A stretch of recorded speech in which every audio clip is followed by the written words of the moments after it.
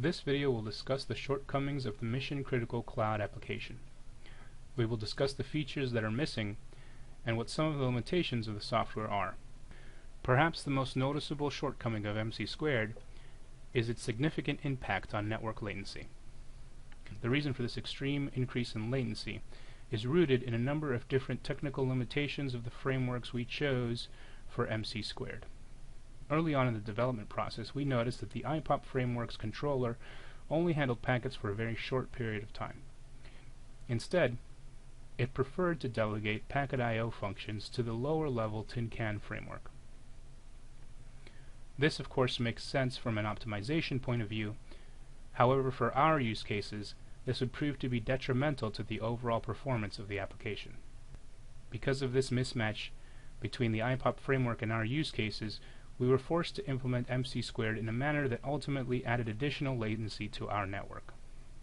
Originally, the algorithm we chose for network homogenization outlined that it should be run on the receiving end of any software component in the cluster, in this case our controllers. However, because IPOP controllers do not allow the duplication of packets, we had to intercept every packet that originated from the local machine and apply our algorithm to it.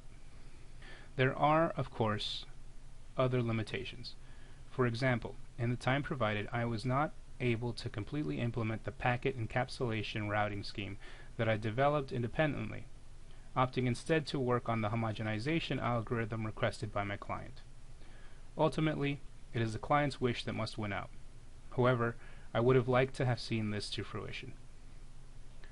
Lastly, this project is lacking in the application of robust software testing methodologies. I would have liked to implement an automated Python testing framework. However, it is not completely implemented. I think, however, that this particular project is not well suited for certain software engineering practices because of its research nature. I certainly believe that software engineering has a place in research, and I believe that research would be better served if people that were executing it practiced better software engineering practices.